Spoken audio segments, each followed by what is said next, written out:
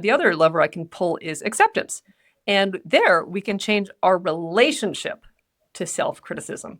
So those of us with some perfectionism are highly conscientious people. That is the healthy heart of perfectionism. And so that means we take things seriously. But it also means that we take our self-critical thoughts and feelings like really seriously and sometimes literally. And so there's a technique called cognitive diffusion where we can play with our self-critical thoughts and make them like a little bit ridiculous or a little bit irreverent in order to emphasize that they are just thoughts. They're not reality or truth, they're thoughts. And so I have learned to take the stance to my self-critical thoughts. I don't have to take that content seriously and literally. I can change my relationship to the self-criticism. Do you think money takes up more life space than it should? On this show, we discuss with and share stories from artists, authors, entrepreneurs, and advisors about how they mindfully minimize the time and energy spent thinking about money. Join your host, Jonathan Dio, and learn how to put money in its place and get more out of life.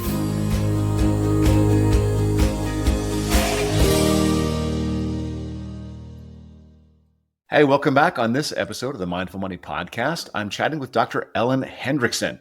Dr. Hendriksen is a clinical psychologist who will help you calm your anxiety and be your authentic self. She serves on the faculty at Boston University's Center for Anxiety and Related Disorders, CARD, and her scientifically based zero judgment approach has been featured across the media spectrum. Her previous book, How to Be Yourself, was one of the reasons where I first ran across her work. And the most recent book she wrote called How to Be Enough, Self-Acceptance for Self-Critics and Perfectionists. That's kind of why I wanted to have her on the podcast. This certainly applies to me and much of the Mindful Money audience. So I'm really looking forward to your insight, Dr. Hendriksen. So welcome to the Mindful Money Podcast. Thank you so much for having me. I'm excited to be here. First, where do you call home and where are you connecting from? Sure. So my adopted hometown is where I am right now, which is Cambridge, Massachusetts. But I grew up in suburban Houston. That's a change. So it's a really different world. So the reason we were in suburban Houston is that my father worked as a chemist for an oil company. So all roads lead to Texas when you work in oil. And, they were also, my parents, I think, were just reacting to the times. My dad is probably one of the last of a generation where you worked at one company for your entire career. He's, I think, one of the last, professionals to have a pension. But in addition, I think it also speaks to my parents' values as to why we went there and why, over the course of his career, they moved, I think, 3 times to stay with that company. So my mother grew up poor in Hawaii. My father's father was an accounting professor. So they were both attuned to financial stability in really different ways. But, for each of them, it really was a guiding value. And so I think for them, like job security, staying with the same company, meant financial stability. So they were willing to uproot themselves and, go to suburban Texas, which is an even longer way from Hawaii, to stay with the same company and to have that stability. Yeah. Stability was important like 3 generations ago. Now it's like, how do we make ends meet? So Right. What sort of lessons did you learn about money growing up? It's been really interesting watching my parents evolve because I had 2 professional parents. My mom was a teacher. Again, dad was a chemist. So we were, comfortable middle class, maybe upper middle class. But I grew up definitely watching them sort of oversave and maybe underlive a little bit. I don't want to put any moral judgment on that. They were absolutely reacting to their own upbringings and the situations they were in. So I also want to preface and say, like, we did have vacations. We could go out to eat. But when we went on vacation, it was only to visit family. That was the purpose of vacation. Or when we went out to eat, we only ordered an entree. Like, I didn't realize until I was an adult that you could get a drink or an appetizer.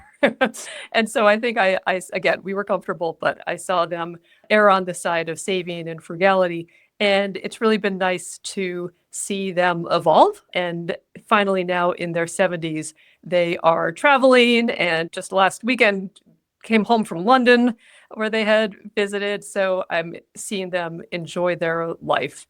And my partner and I, we try to sort of strike the balance. He comes from a family that's spent. And so we are trying to find a middle path, a third way, as it were, that works for both of us. Yeah. I'm wondering, do you have any like really specific memories as a child of maybe discussions between parents around money, or was it always just frugal or? Yeah, no, it was always implicit. It was never really explicit. I think I don't remember ever having a conversation about Hmm. money. Like there was no like this is what we do or this is how you live. It was just by example and me watching them. I don't think I knew either of their salaries until I, filled out college applications on a typewriter and applied for financial aid and had to know those numbers. But yeah, nothing was ever really talked about. It was just by example. Just really quick, paint us the picture of the career arc. Like, how do you get to be a clinical psychologist and start worrying about anxiety and then thinking about what's it like to be enough? What's the arc to get there? Yeah, for sure. So weirdly, I thought I was going to be an architect. So I went through college, took some architecture classes, built a portfolio, took every architectural history class my college offered. And then I was working at an urban design firm after graduation and realized this is not for me. And so I reflected on, my the young life at that point and realized that I had double majored in psychology for fun, and I had participated in and then coordinated a peer counseling program in college, again, for fun. And so if I looked at my behavior, I could discern that I was interested in psychology. So I changed everything and decided to move across the country and change my career, and ended up, on the advice of a friend, working at a community health center for a psychologist who was doing work at the intersection of mental and physical health. So he was working with folks who had HIV and also had depression. And Mm. he treated their depression with cognitive behavioral therapy.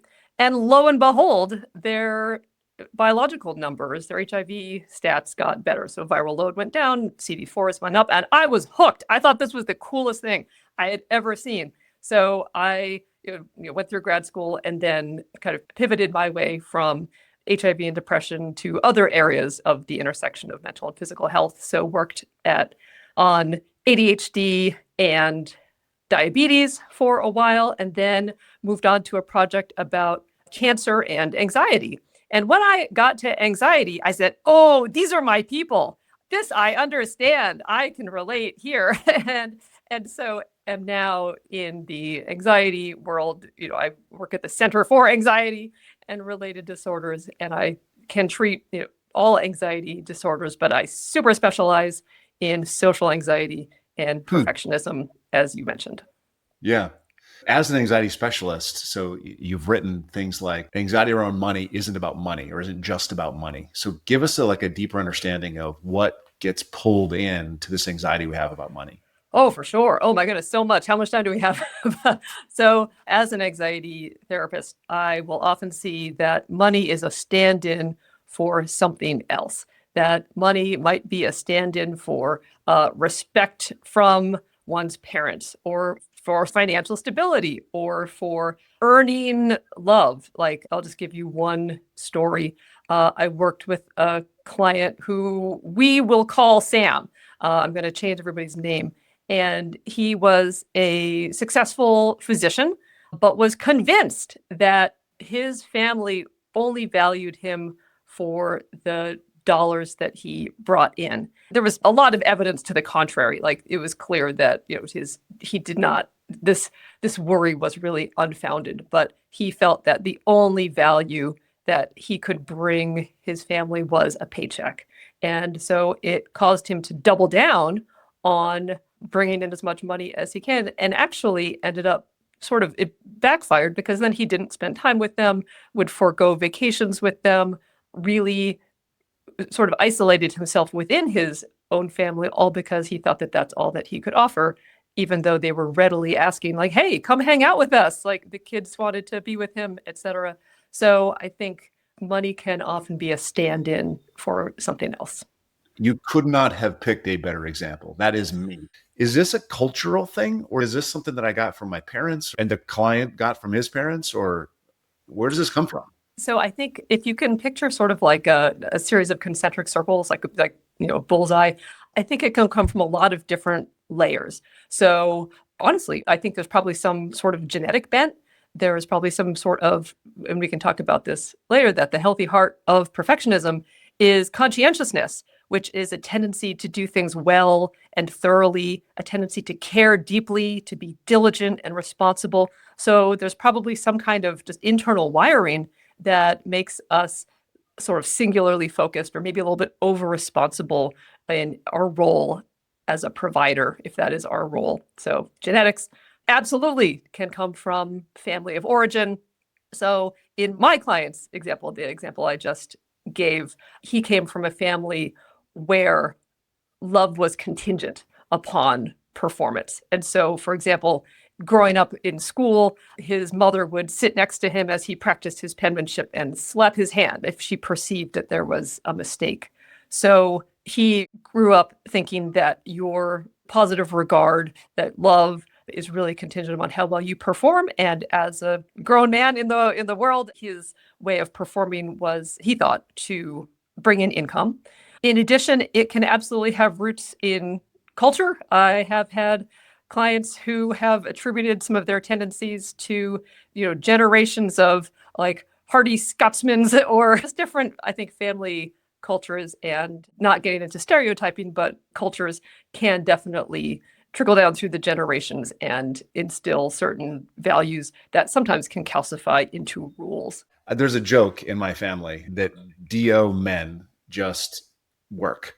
And when we run into a problem, whether it's a problem in the soccer league or a problem at the Boy Scout troop or a problem in the church, we always step in and we try to fix it, try to make sure everyone gets respected and everyone gets theirs. And I watched my father do this my whole life in everything that he did. Like he would want to step in and run it. I'll do this better, like always.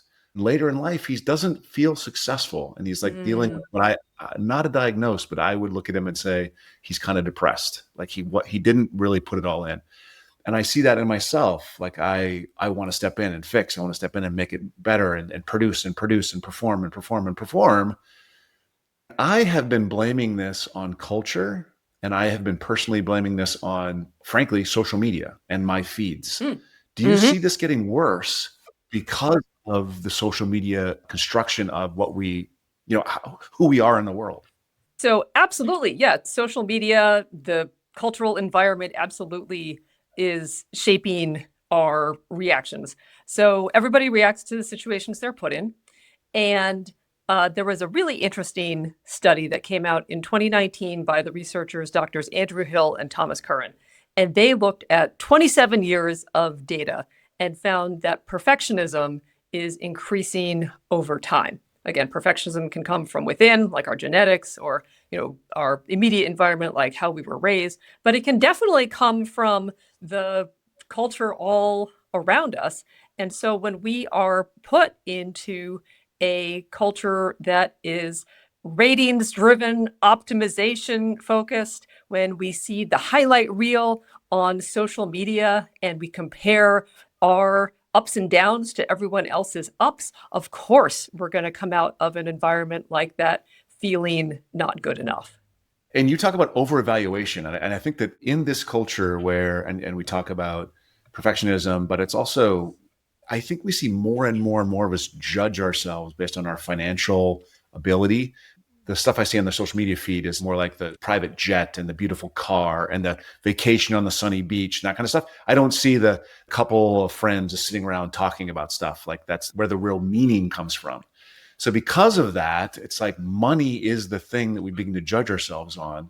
How much are we seeing that in the data? Does that make sense? Does the question make sense?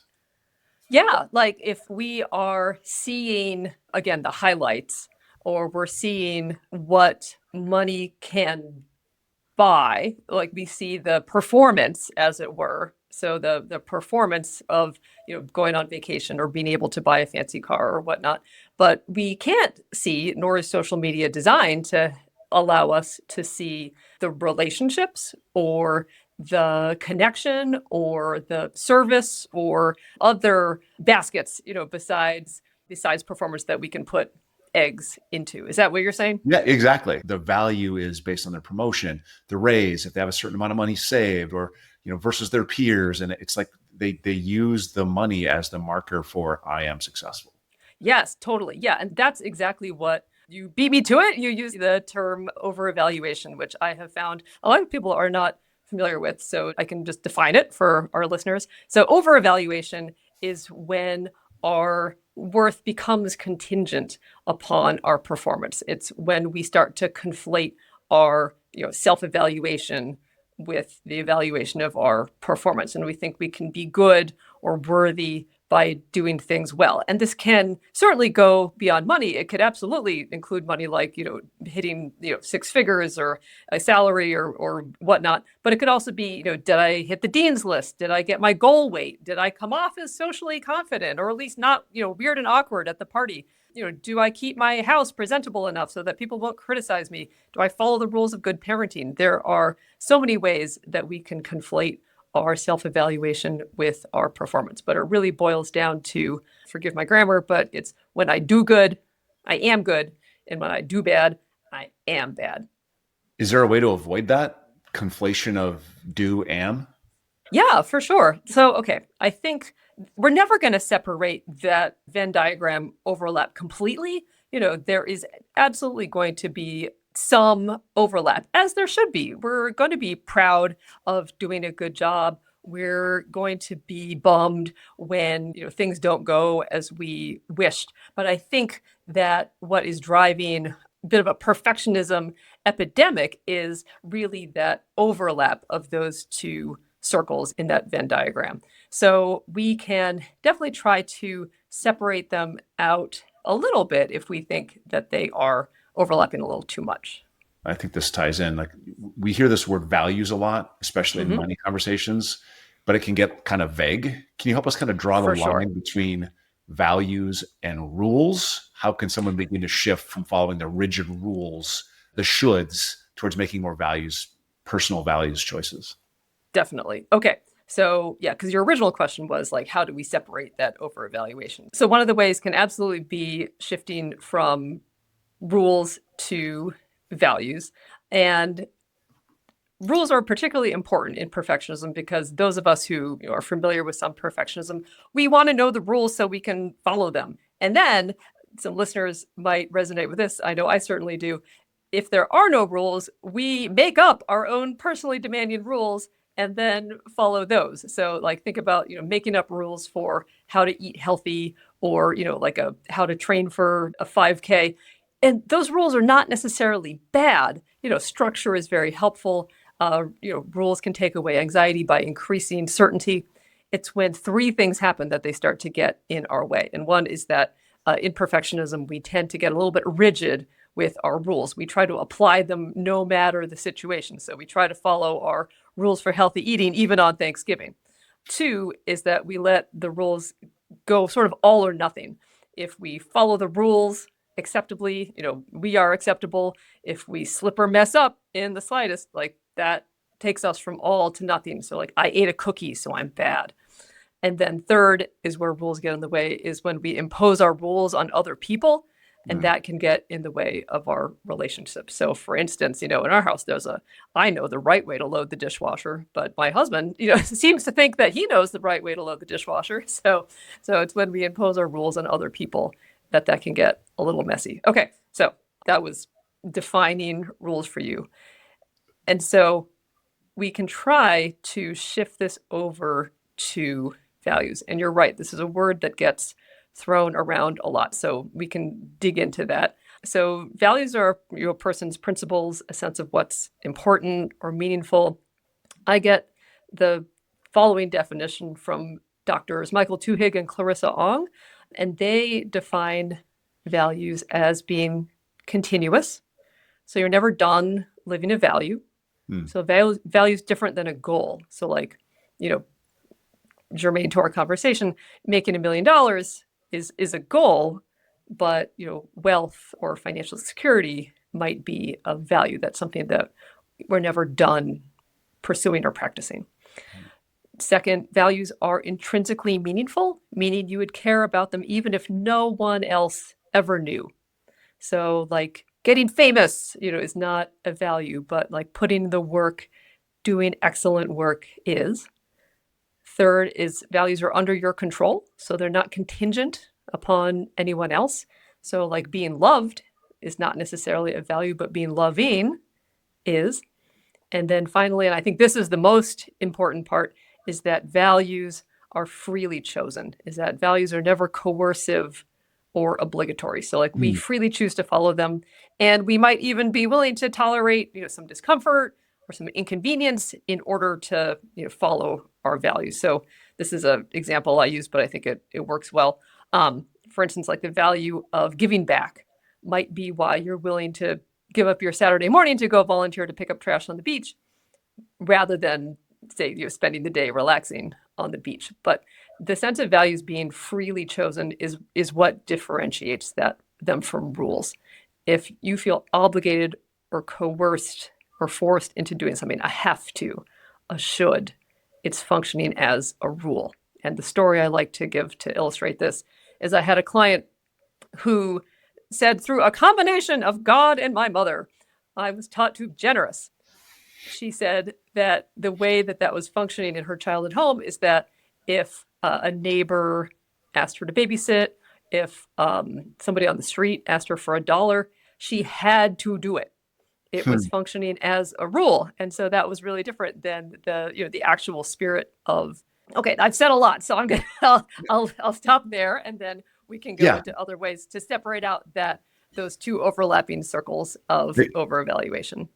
I'm wondering, so that do we all start with this idea of what our values are, whether that's culture or family of origin or genetic?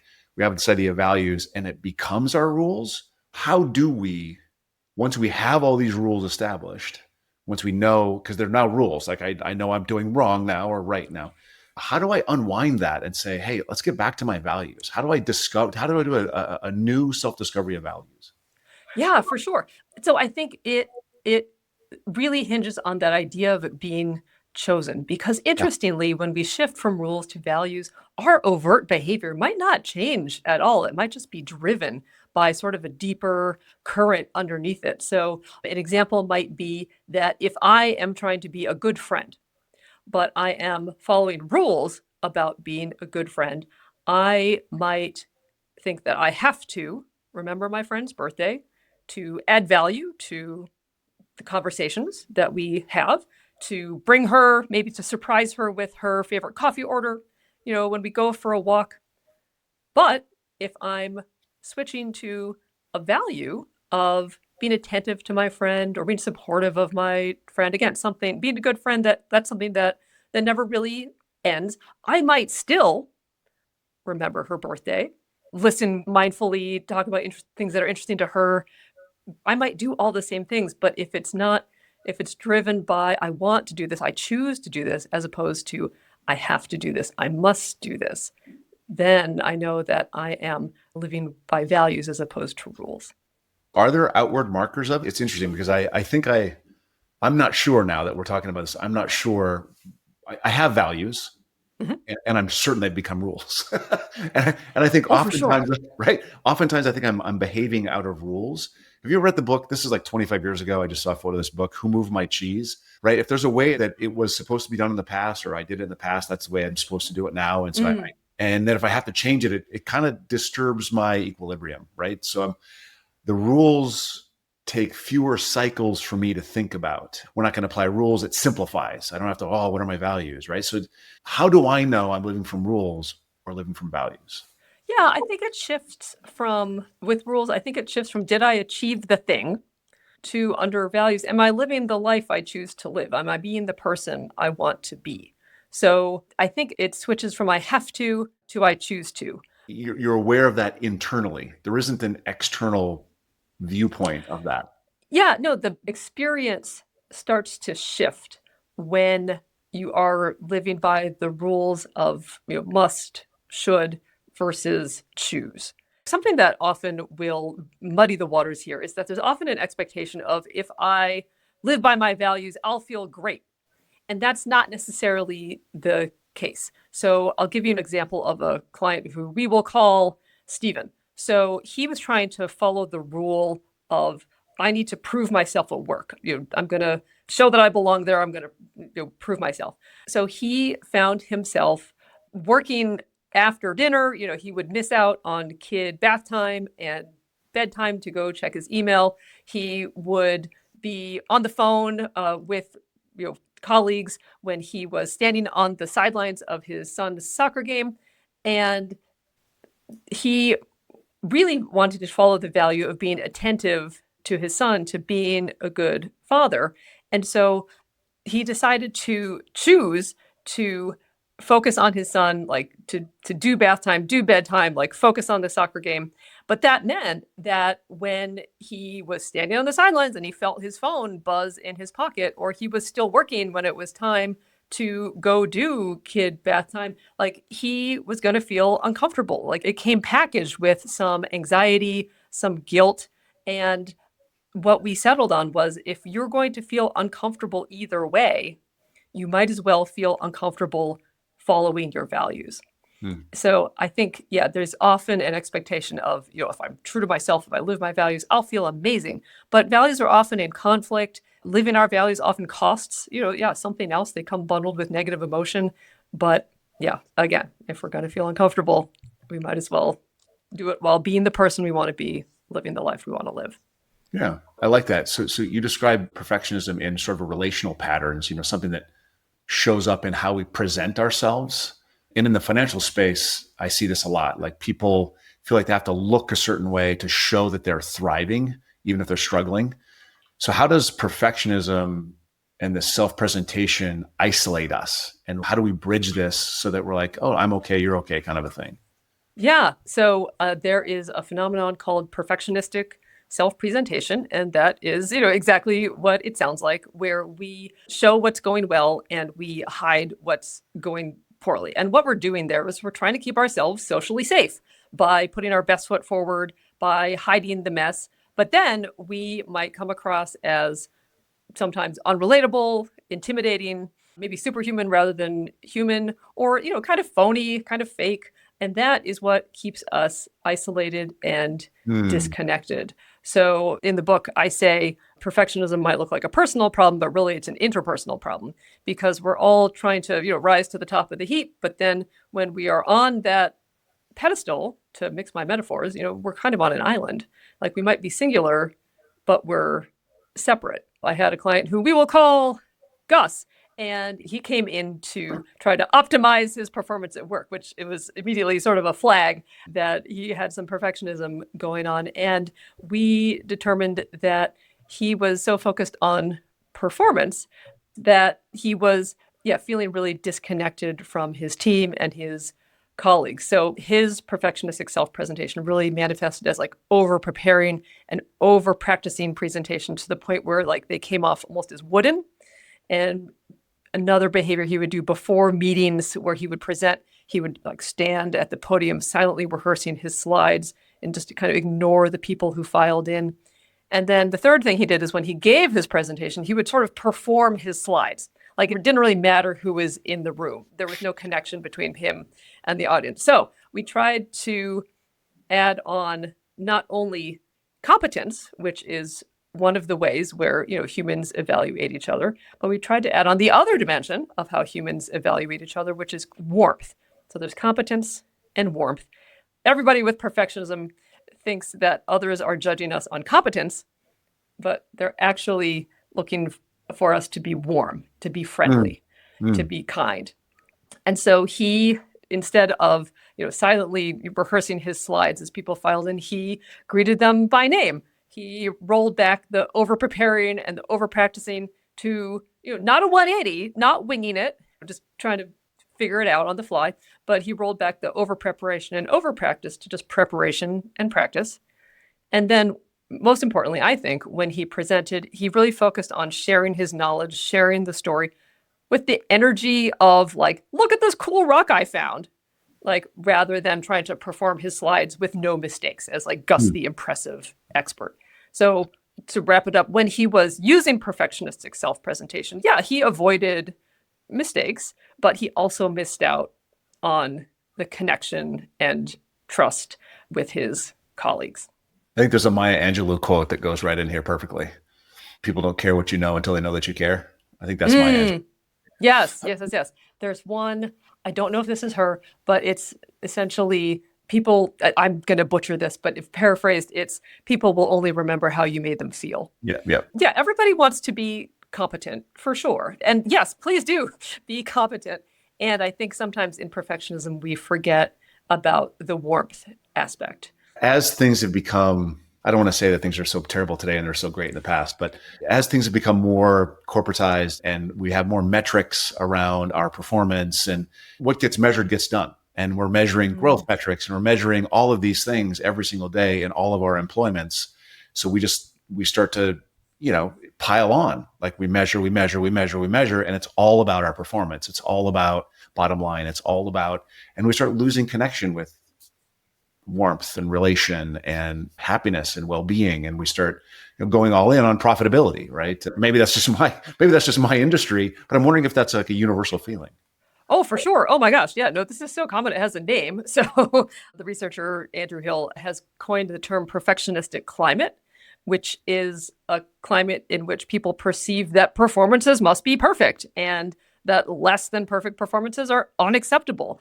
And so when he originally was researching this idea, he was thinking more about, say, like the highest level of women's gymnastics or like symphony orchestra auditions or like the operating room. But it's absolutely been creeping outward and I think has taken over, corporate life for sure. I would argue also that social media is a perfectionistic climate. And it makes sense, in a hyper-capitalistic culture where we are expected to perform and achieve and consume to ever higher levels to be sufficient as a person. Yeah, no wonder we're responding by feeling like we're not good enough. But I really want to emphasize that this is a systems issue. I don't think it's realistic to expect individuals to feel safe and confident in a climate where mistakes are not allowed and you're harshly and personally criticized, when they happen. So like perfectionistic climates are missing what is called psychological safety.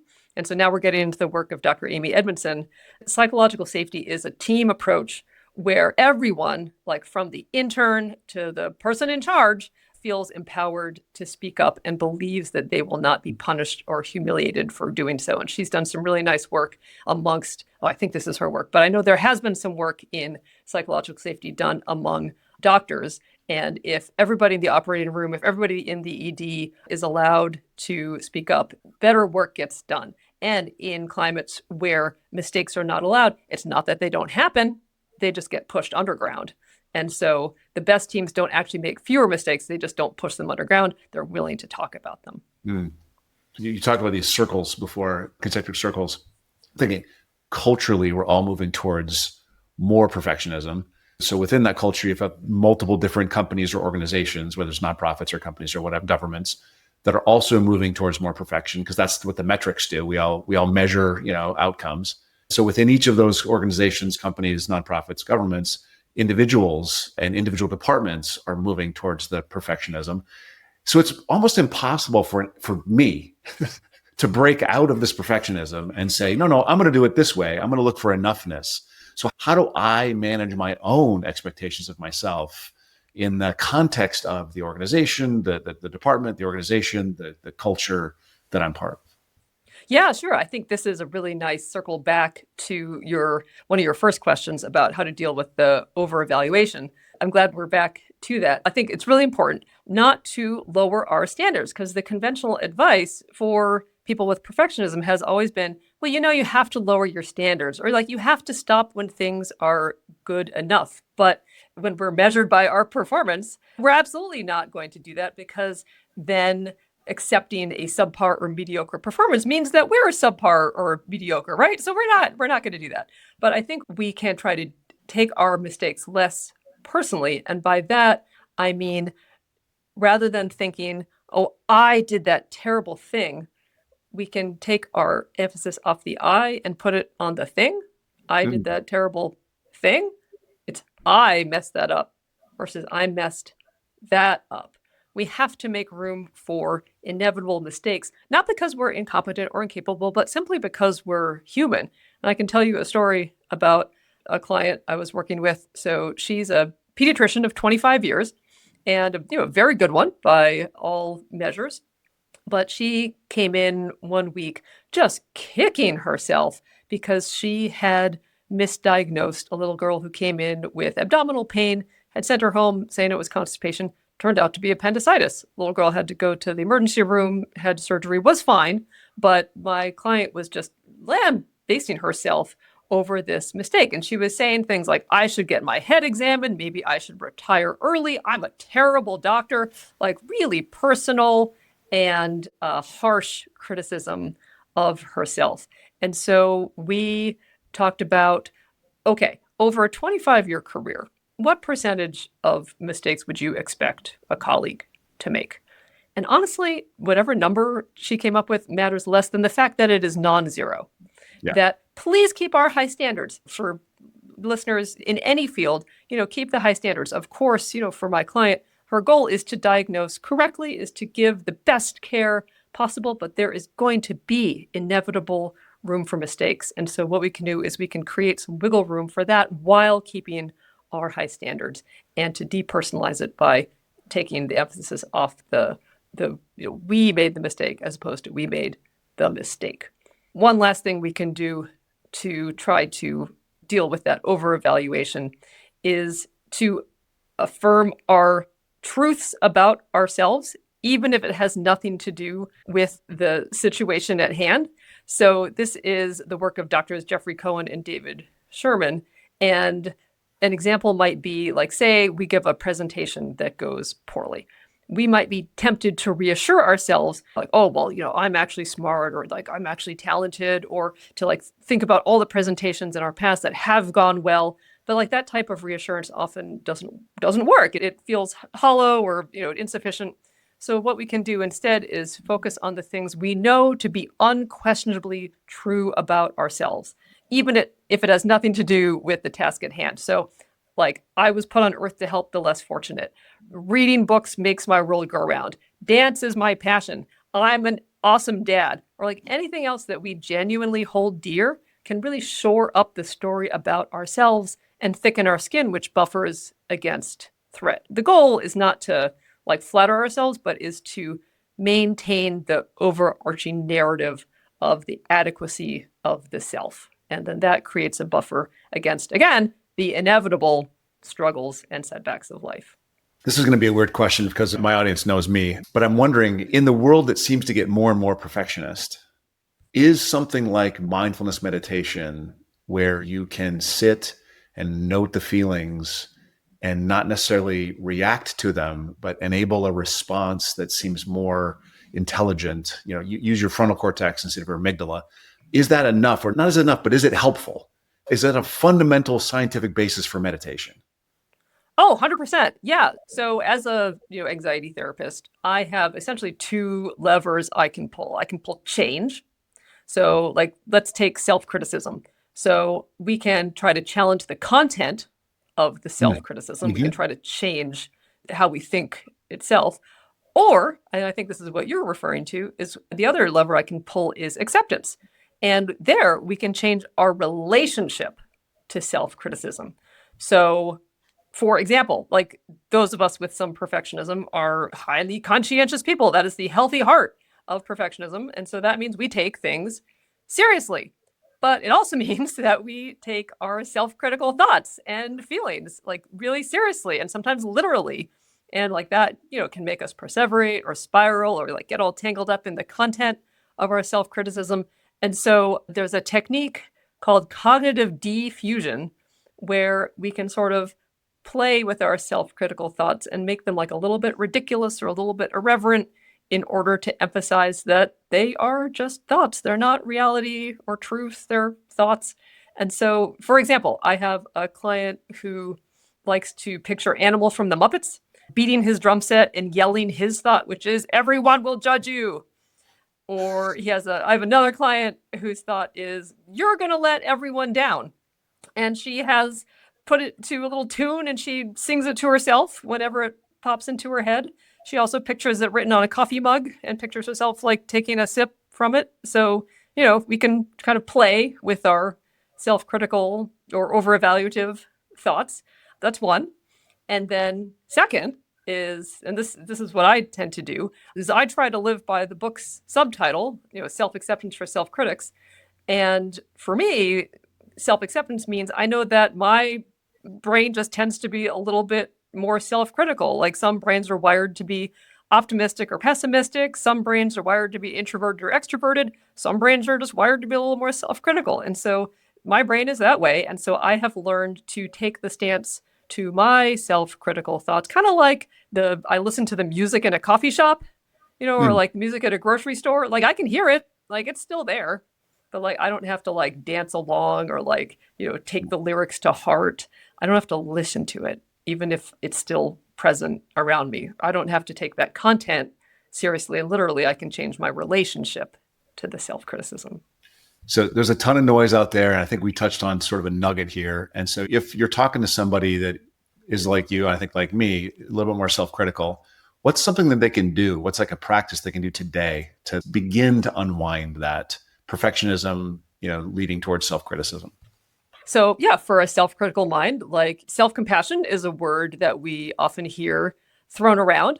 And I think that it is particularly powerful because self-compassion is three things. So this is according to Dr. Kristen Neff. It's self-kindness, non-judgmental mindfulness, and connection to the larger human experience. But I really want to say that the perfectionistic brain is reverse threaded for all three of those things. Instead of self-kindness, we're wired to be self-critical. Instead of non-judgmental mindfulness, we can definitely be judgmental. We zero in on flaws and details and mistakes. And instead of connecting to the larger human experience, we see our struggles and mistakes as shortcomings that set us apart and make us inadequate rather than as common experiences that, everybody struggles. Everybody is having a hard time. Everybody's got their thing. And that connects us to others. So for me, self-compassion was hard because I also, to put on top of all those three reverse threaded things, I was taught that self-compassion was talking to yourself as if you were talking to a good friend. But then my perfectionistic brain thought that I had to hype myself up with like steady, complete paragraphs of like self-compassionate hype. And like that was way too high a bar. So I think something that we can do today is know that self-compassion doesn't have to be thinking at all. Self-compassion can be actions. And it could be as small as like just taking a moment to literally breathe when we're stressed. It can be asking for help. It can be taking a break. But I think more important, self-compassion can be permission not to do everything we expect of ourselves. So like, for example, some days self-compassion, turning towards our pain and suffering, asking, what do I need right now? Some days it might be taking ourselves to the gym because we know from experience we'll feel better afterwards. But it can also be permission not to go to the gym because what we really need is an extra hour of sleep. So again, all in all, self-compassion can be actions, doesn't have to be words at all. It's just turning towards our pain and asking, what do I need, with care and understanding, and providing that to ourselves. So many of the conversations I have on this podcast end with this idea, or not end with, but come up with this idea that you have to have some self-awareness. If you come to the place where you ask yourself the question, what do I need in this circumstance? You have to be able to sense into yourself to know what the answer might be. And then you have to be able to answer, okay, I can provide this. Like I can give myself an extra hour of sleep. I can, whatever the thing might be. I think there's this onslaught of information, and there's social media, and there's so much other media, and there's people around us, and everyone's depending on us. It's very difficult, I think, to practice this regular self-awareness. And so I just would hope people would use this as kind of an inspiration to, sit down for 5 or 10 or 15 minutes a day and just take that time and just be, go inside and take a minute and meditate or mindfulness or pray or whatever your thing is. No judgment on the thing, just do the thing. Absolutely. Yeah, I would add to that, self-acceptance is also recognizing who you are, your personality traits, your physical body, your emotional tendencies, personal history that made you who you are today. And it's really understanding and honoring your strengths and weaknesses without turning it into self-judgment or self-criticism. Because we all have tendencies wired in us that make our lives harder. But when we're willing to have them, it reduces our suffering. And that, more than one thing can be true. We can accept ourselves and want to change or improve. So we've always got those two levers. Of course, of course. One last thing before we get close to the wrap here, and I'd like to go back to some personal stuff. If you could get the truth about any single question of your life or future, and all you had to do is ask, what would you ask? I'm not going to know the answer, but what would you ask? What are you curious about? Oh, you don't know the answer? Oh, Yeah. no. That's a great question. I think I would ask, have I left the world better than I found it? Whether that's literal, that's something my parents taught me, like when going over to like a friend's house for a sleepover or something, like, did you leave it better than you found it? And so I think that can certainly be expanded to a more existential sense. And so I would want to know through my work or through my presence or through, hopefully I've got 2 kids, hopefully putting 2 good people into the world. Yeah. Have I left the world better than I found it? That's a great question. I love it. Tell people how to connect with you. Where do they find you? For sure. Yeah. I think the place I am most active online is Substack. And the newsletter is called How to Be Good to Yourself When You're Hard on Yourself. And then you can always find my books. So the first one on social anxiety, How to Be Yourself, Quiet Your Inner Critic, and Rise Above Social Anxiety. And then the second, most recent, on self-acceptance for self-critics and perfectionists, I just gave you the subtitle, is called How to Be Enough. And you can find those wherever books, audiobooks, or ebooks are sold. Dr. Hendriksen, thanks so much for coming on. I appreciate it. That'll all be in the notes. I really appreciate the conversation. We'll get all the tech stuff figured out. Don't worry about it. Sounds good. Thank you so much for having me. This was really fun. Thank you. Thanks for listening. Full show notes for each episode, which includes a summary, key takeaways, quotes, and any resources mentioned, are available at mindful.money. Be sure to follow and subscribe wherever you listen to your favorite podcasts. And if you're enjoying the content and getting value from these episodes, please leave us a rating and review at ratethispodcast.com/mindfulmoney. We'll be sure to read those out on future episodes.